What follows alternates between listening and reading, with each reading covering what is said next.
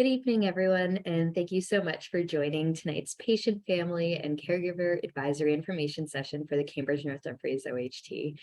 I'm super pleased to be here as your facilitator. My name is Christina Eliashevsky, and I'm the Cambridge North Dumfries OHT Transformation Lead, and I'll introduce the rest of my team in just a few minutes. So to get us started, I would like to begin with a territorial acknowledgement. And a territorial acknowledgement is a way of recognizing the everlasting presence of colonialism in Canada and remembering that the land on which we operate was and continues to be Indigenous land. For the OHT in particular, territorial acknowledgements are very important as they demonstrate respect for Indigenous communities and their land locally. So I'll be reading the following acknowledgement that was prepared for our OHT. We acknowledge that the lands on which we gather are traditionally used by the Haudenosaunee, Anishinaabe, and Chinantan people. We also recognize the enduring presence and deep traditional knowledge, laws, and philosophies of the Indigenous people with whom we share this land today. The Cambridge North Dumfries Ontario Health Team recognizes we are all treaty people with a responsibility to honor our relations and live with each other in kinship. The CNDOHT, as well as our partner organizations, uphold the initial intentions of the treaty to the best of our ability. I encourage you to take a moment to reflect on what this territorial acknowledgement means for you personally and from where you are coming from this evening. Now we have an exciting program for you. We have quite a few topics to cover and a number of speakers who will be sharing information about what Ontario Health Teams are, what we are doing here at the Cambridge North Dumfries Ontario Health Team, and really what you came for is information around Patient, Family, and Caregiver Advisory Council and how you can get involved in the exciting work that we have underway. And as I said, we have a few speakers that will be presenting on this, but certainly we'll leave lots of time for your questions and look forward to responding to any questions that you have. So on the next slide here, we have an overview of our team. Really delighted to welcome 3 of our team members to join me tonight in presenting to you. So we have Hava Kamal, who's our communications coordinator. So Hava, do you want to give a quick wave? So Hava will be talking about the OHTs and what OHTs are. And then we'll move to Mimika Hazra, who's our community engagement intern. Do you want to give a wave, Mimika? And Mimika is only with us for a couple more weeks here at the Cambridge North Dumfries OHT. So just really grateful, Mimika, for all the work that you've done and grateful that you can present here tonight. And we have Brenda. Brenda Jacob is our administrative assistant. So if you email the OHT or you call us, Brenda is going to be that smiling face that responds to you. And I think we can jump ahead then to some housekeeping items. So first of all, we are using the Q&A feature of Zoom for you to submit your questions tonight, and that allows us to keep track of all the different questions coming in and make sure we answer every question that comes into us. So please use that Q&A to submit your questions throughout the presentations. We also want to remind you that we have a website for our Ontario Health Team, and you are encouraged to have a look at that. It's at cndoht.com, and we also have an email address that you can contact us at directly if you have any questions following the session. And I want to take a moment also to thank you before we get started. I want to thank you for taking the time to participate in this session and want to thank you for your interest in learning more about the work that we're doing and your interest in learning about how you can become involved in the Cambridge North Dumfries Ontario Health Team. I personally have had experience being a patient advisory partner in a healthcare experience, and I found that to be so fulfilling.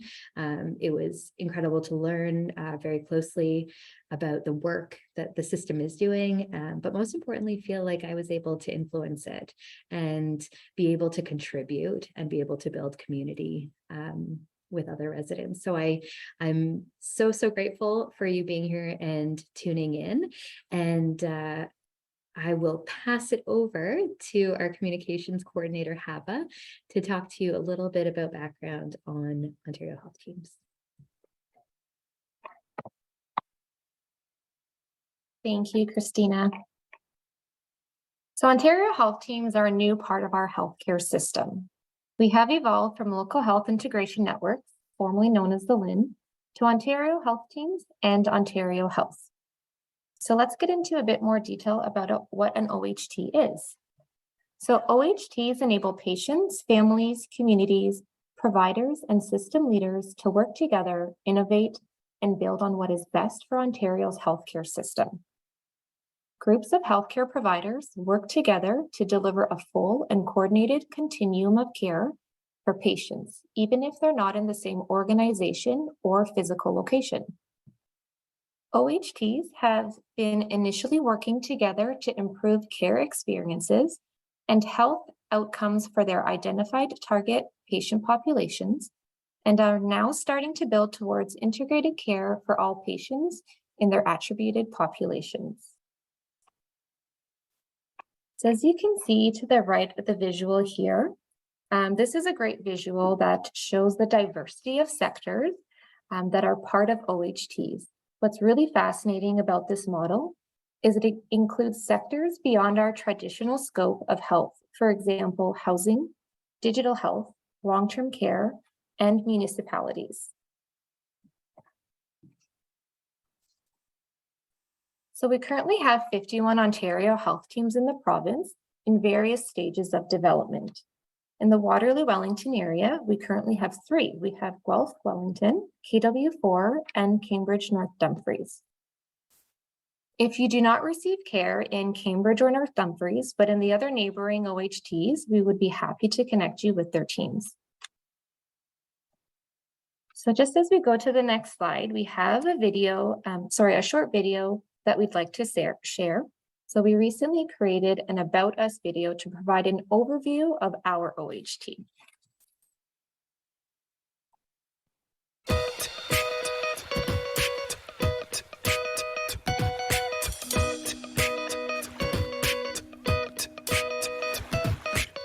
The Cambridge North Dumfries Ontario Health Team is made up of many service providers and agencies from Cambridge, North Dumfries, and Waterloo region. We will reorganize and deliver healthcare in a different way for our communities, working together as one team to deliver hospital care, primary care, long-term care, rehabilitative care, addiction services, mental health services, and more. We are building integrated care systems that provide seamless, fully coordinated community care to achieve better outcomes for patients and improved health for all. Inclusive, accessible, adaptable, connected. We envision a community where people access seamless and integrated services to ensure the health and well-being of our diverse populations. Your Cambridge North Dumfries Ontario Health Team.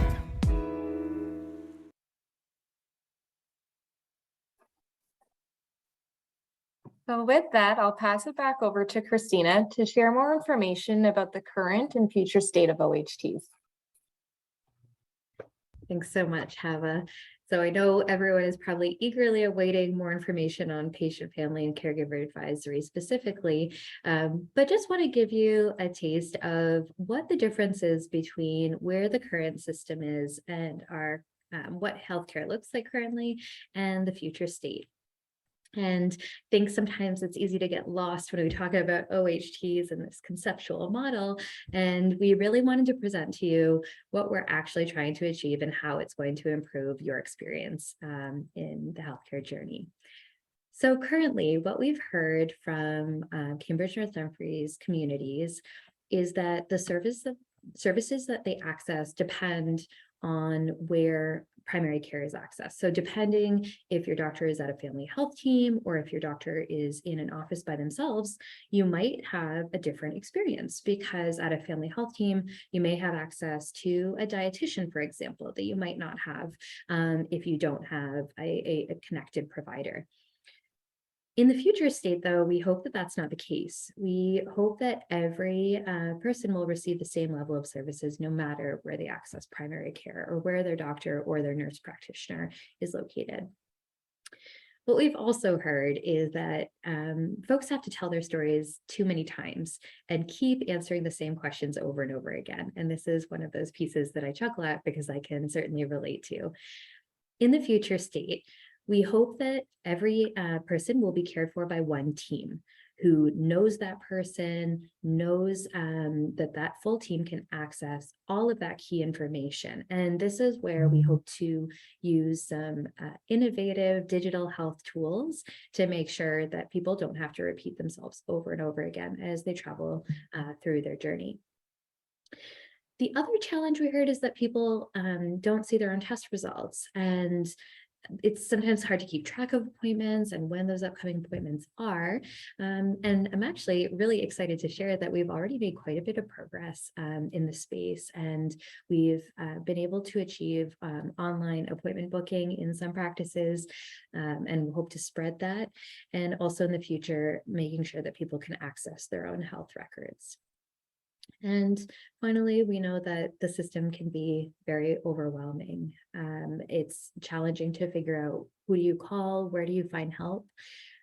What our goal is in the future, depending on your needs, you can either access care navigation directly. So speak with someone, an actual person who can help you figure out where you need to go to have your question answered or to get the services that you need, or having even a closer, kind of more intensive support of care coordination 24/7. So we hope that our future state really responds to those challenges and the issues that our communities told us that we hope we can improve upon and fix for them.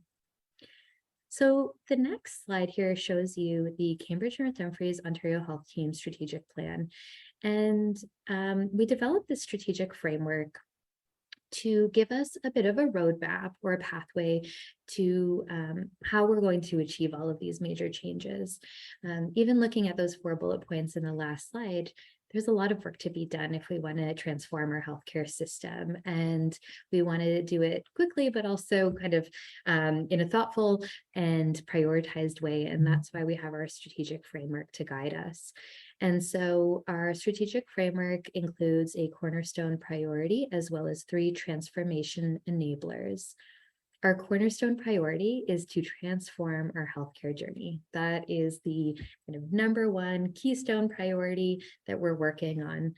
And then we have those 3 transformation enablers that will support us in achieving that transformation. So we will innovate, learn, and continuously improve. We will advance reconciliation and foster diversity, equity, and inclusion. And finally, enable the full potential of our health human resources. And through this strategic framework, we will be transforming our healthcare system, and we love your help as we do that. And so I will pass it over to Mimika, who will tell you a little bit more about how you can partner with us and join us as we make these changes. For sure. Thanks, Christina. And yeah, so before we kind of get into the advisory council, you probably want to know what exactly we're doing at the OHT and who we're serving. So every Ontario Health team has some priority populations that they focus on in the first year or so.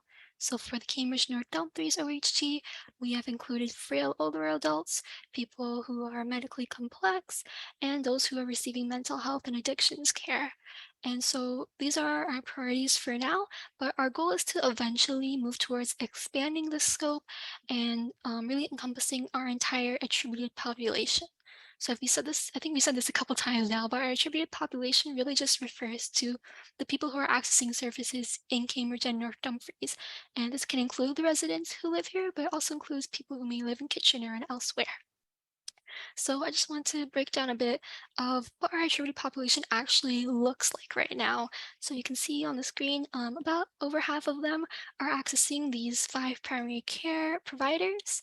In terms of age, the average user is around like 40 years old, and about a quarter of our population is over 65. And there's quite a few bits of our population where English is not their first language, and some of the most common languages are French and Punjabi, Portuguese, German, and so on and so forth.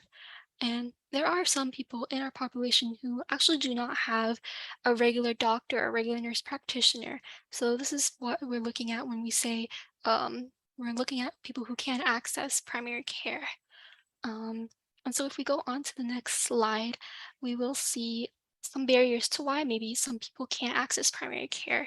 So we have a list here, and this includes things like poverty, being unable to get to appointments, specifically not having service providers who speak their language, or maybe they're discriminated against for whatever reason. And another thing to note is, a majority of the people who are using addiction services, mobile safe kit vans, food banks, and homeless shelters, a good bit of that population are the ones who are not able to access primary care services or don't have a regular provider, and that's what we call unattached patients. So we just want to mention these barriers so you as a public, but also the members of the advisory council can kind of consider how these may align with your experiences, or maybe it's beyond your experiences and you're thinking more about the other people in the community who face these challenges. And so the PFAC is really there to kind of address these barriers in their work. And so if we move on, I'll tell you what a PFAC actually is.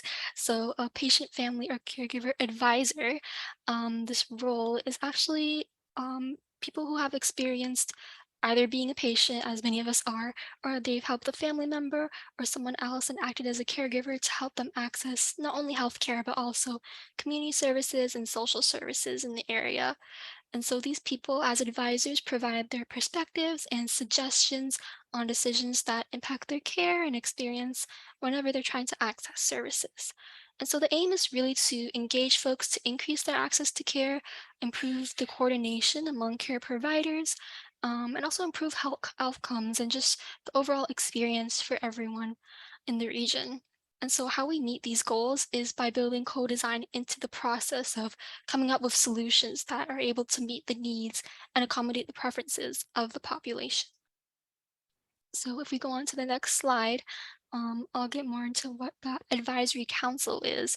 So this would be the group of service users, family members, and caregivers who are providing those suggestions, as I mentioned before. And sorry, I think we are moving on to the next slide. Thank you.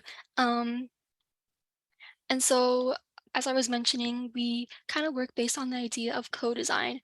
And so what this means is that we're working collaboratively and together to try to create solutions in a way that respect the needs and the efforts of everyone involved and kind of bring us closer to our goals.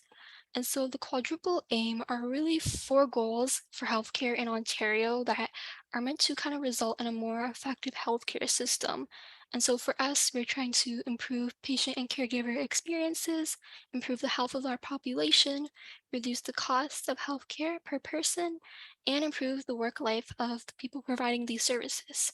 So overall, the reason why we need a PFAC is to intentionally devote this time and space to engage with the service users, family members, and caregivers in order to improve the experience for everyone. So, what we'll see the PFAC do once they get started up is, well, first of all, schedule a monthly meeting time so that everyone is able to be present and contribute to the conversation. And after that, the group will kind of decide if Patient, Family, and Caregiver Advisory Council is the name of the group that makes the most sense to the members and to the goals, or if it should be changed to better reflect what the goals are. Following that, they will create a list of values to kind of guide the decisions that are being made. And these could look like things like empathy or collaboration, respect, things that are grounding the decision making. And following that, there will be a review of the terms of reference. And this is just a document which is outlining kind of the expectations and the mandates of the council. So we'll look at the goals, the accountabilities with other groups in our Ontario Health team, and also identifying any tools or processes that will make the work easier for everyone, such as a reporting structure or methods of communication that everyone agrees on. And finally, the group will elect some co-chairs and vice chairs who will be leading the group and providing some guidance along the way. And if we go on to the next slide, I'll tell you about some of the current upcoming projects to be expected for the council to work on. So these listed here are really just outcomes that we are working towards as an Ontario health team and that we would like to involve patient, family, and caregivers with. So first, we would obviously like to increase access to care coordinators across the region. We would like to improve the 24/7 navigation support for the community. It's really important for us to identify older adults who may be frail early on to ensure that they receive the supports that they need. And finally, identifying and using digital tools for providers and community members that can make the whole process easier. So members of the PFAC will have some responsibilities, and I'll just go over more of their role in depth.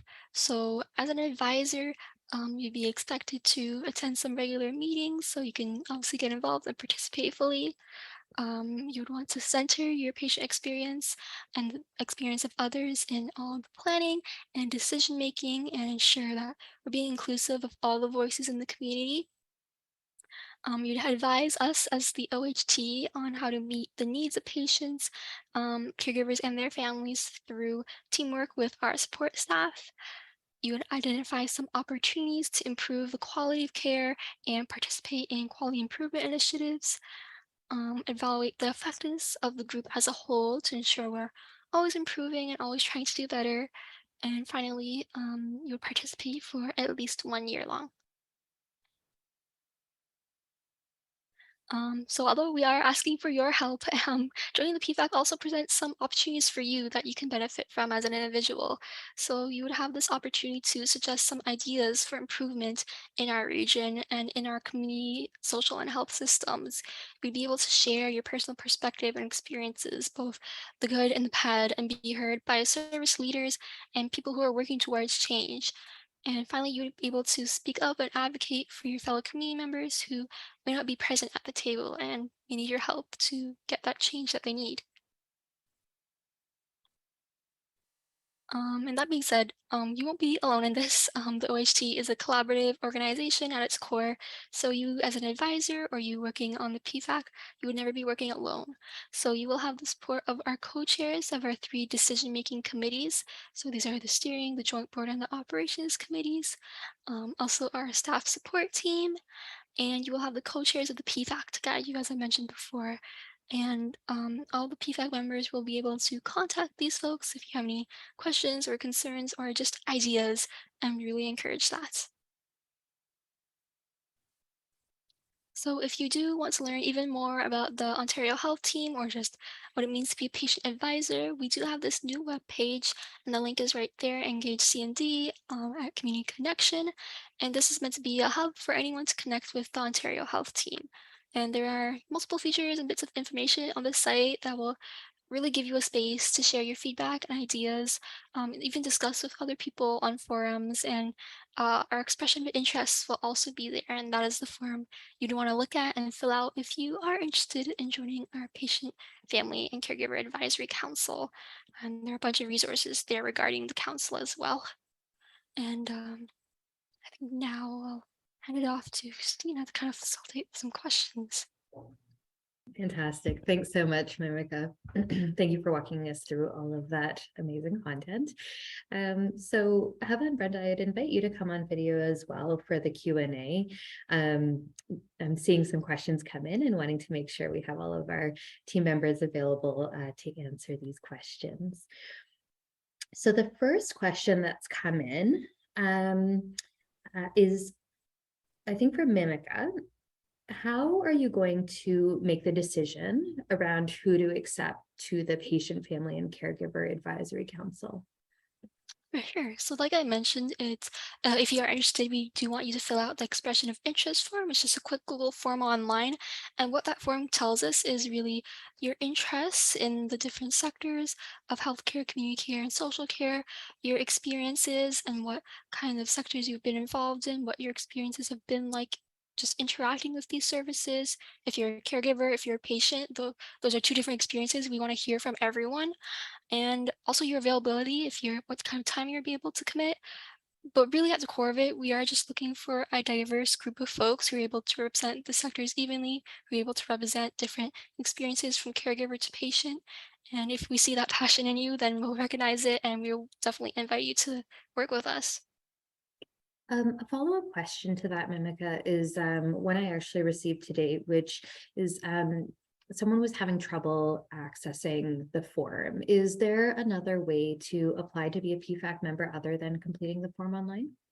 For sure. So yeah, if you're not able to fill out the form, you can also email us or email us or go on our website. There's also a contact there. Just let us know if it's not working. We'll try and figure out what's going on. But also you can just email us. Maybe you can send us your contact information, like your phone number, your name, and we can contact you and just might be easier to get on a phone call and we'll be able to get the information we need. And you don't have to fill out the form. We'll just take it from there. Sounds great. Thank you. So another question has come in. I am a healthcare worker in one of the OHT member organizations. Can I join the PFAC? So if you're a patient, as most of us are, or if you're a caregiver or a family member to someone, we want you here. We want everyone from the public. This is open to everyone. And you're more than welcome to join us. I think just the only caveat would be speak from your own personal experiences. We love that you have that healthcare experience and that's something that's adding, but we want it to be a space for patient caregivers and family members to feel comfortable. And that's all I'll say, but definitely for sure, come join us. Wonderful. So it looks like we actually just have one last question here.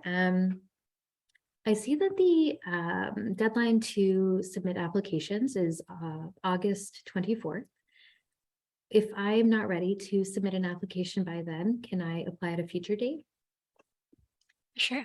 So this is just the launch of the PFAC. So we're trying to get a few people going and hopefully in the early fall. But following that, we plan to make this a regular thing and we probably would like to recruit again even in the late fall this year. But yeah, since this is trying to be representative of our population, we'll probably go back every year and do all of these things, have these informational sessions, these announcements, so you know when you'll be able to join again. But yeah, definitely, hopefully an annual recruitment cycle. So if you're not ready now, just check in with us later. Sounds great. And I think that also depending on uptake in this first recruitment cycle, we may have a second kind of sooner recruitment cycle than in a year. So I would say kind of keep posted right to our website, to our social media, join our newsletter by emailing us, and we'll be happy to let you know when that next cycle opens up. Thanks, Mimica. All right, I'm going to look to my colleagues if you're seeing any other questions. I think I've covered all the ones that I'm seeing. Great. All right, well, with that then, we will wrap up today's information session. I just want to take a minute to thank our team members for preparing for tonight and for the fantastic presentations, and also Brenda for your kind of back end housekeeping support in getting us ready for tonight. Really a team effort. So thank you all so much for participating. And then to those watching, thank you very much again for your interest. We are so looking forward to partnering with you as we transform the healthcare system. And make sure you connect with us, visit our website, follow us on social media, reach out to us via email. We really, really look forward to connecting with you. Take care, everyone. Have a great evening. Good night.